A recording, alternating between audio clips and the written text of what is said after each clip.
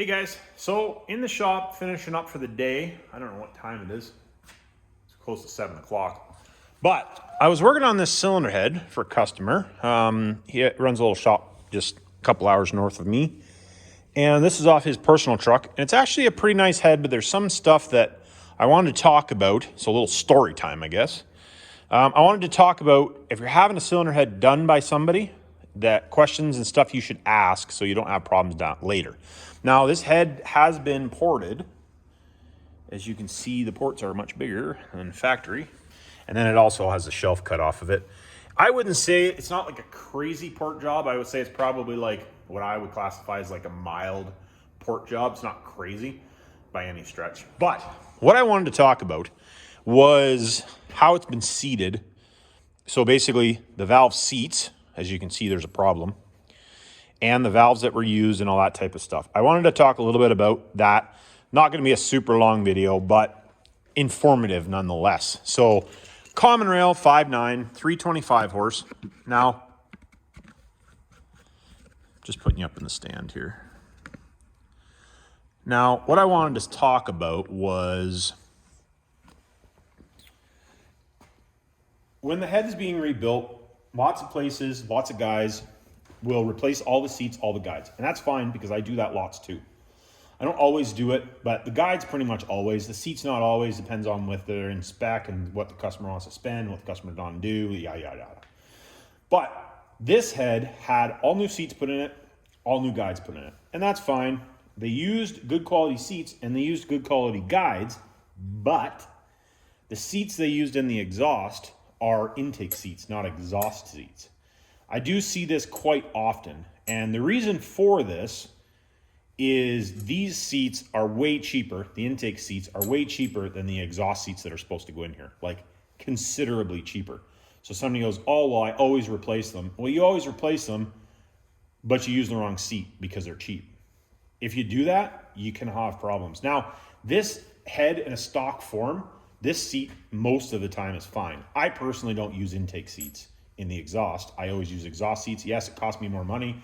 I can't charge more for the cylinder head, but I know that the product is good. So that being said, basically what happens is the material that this seat is made out of is not up to the task for the heat. So what happens is it actually shrinks from the heat. And the amount of heat that goes into this exhaust seat, because it's an exhaust seat, is actually pretty extreme. And then same with the valve, and I'll talk about the valves here in a minute, is pretty extreme because of, now being a high performance engine, you're running high AGTs and yada, yada, yada. So ask when you take a head somewhere, ask if you're replacing the seats, what seats are you using? And some heads always need the seats replaced because of the material that they use is crap and they don't last and they like to fall out because they like to shrink.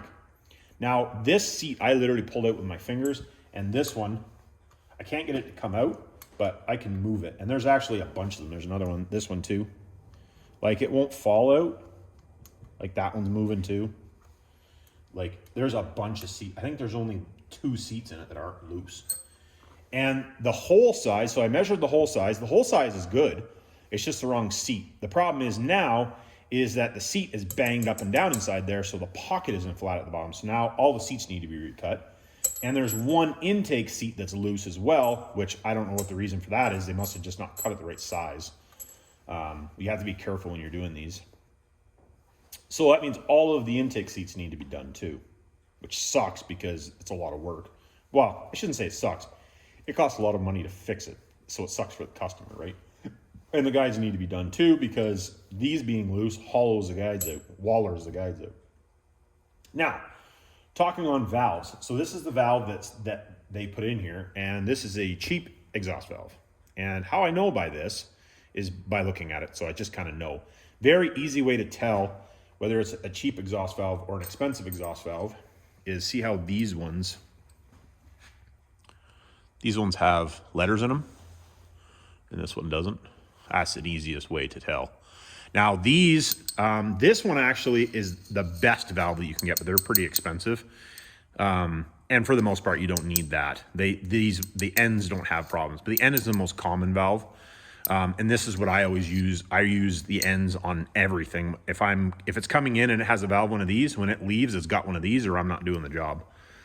But the material that these are made out of is like, it's a 2-piece valve. Pretty much all valves are 2-piece valves. So this piece is different than this, but this is Inconel. And Inconel is basically the same material as what your turbine wheel is made out of. It's not the same Inconel, it's a different Inconel, because this is an Inconel blend. But this valve doesn't transfer heat as well as this. So basically what happens is the valve gets super hot and it deforms. So if you look at this valve, so I just started to grind the valve, and all of the valves were this way. Even the, like, some of this can be from the seat moving, but it's one of those things, they just start to distort and then it has problems. See how it's ground there? And then I roll it around and you can see where it's not ground. Just, I'll give you another. So I put bluing dye on this one. So see how it's ground there? And it's not ground there all the way. And I had to grind a bit. I had to ground like almost a thou and a half. I had to grind almost 2.5 thou just to get that. So these valves are all junk. But I just wanted to show that, like, just make sure that you're asking for the right stuff.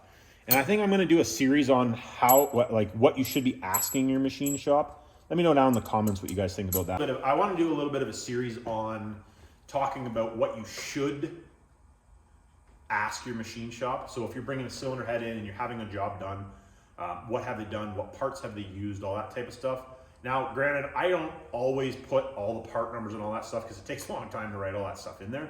But I know that I'm using good stuff that we're not going to have problems with for that reason. So, but it is a question. If you're buying it, ask: do you use exhaust seats? Do you use exhaust seats in the exhaust and intake in the intake? Lots of times I actually will use exhaust seats in the intake because I like the way they cut and they're a much harder piece. Now on this cylinder head, when we put it back together, right now this is the intake is at 30 degrees, the exhaust is at 45. It will be 45 intake and exhaust when we're done with this because I like doing it that way. I honestly really need to get a flow bench because I would like to flow some stuff, but I don't have a flow bench. But baby steps, because only do buy so much stuff at once. So I still got a dyno to get paid for. But I just wanted to talk about that. But I wanted to, like I said, I want to do maybe a series on how to talk to the machine shop, what you should be doing, asking for part numbers and all that type of stuff to see what they're using. And you can physically just ask them, like, I would like to have, or you can say to them, hey, when you go in, hey, I would like my exhaust valves to be this, or my seats, are you using an Inconel seat? What are you using for this? What are you using for that? Just ask. It's not a huge deal, And there's lots of products. Like I use a lot of SBI stuff. I use a lot of Melling stuff, like for talking cylinder heads. I use a lot of PEP stuff. And for you guys that are in the engine rebuilding world, all those names will be relatively common to you.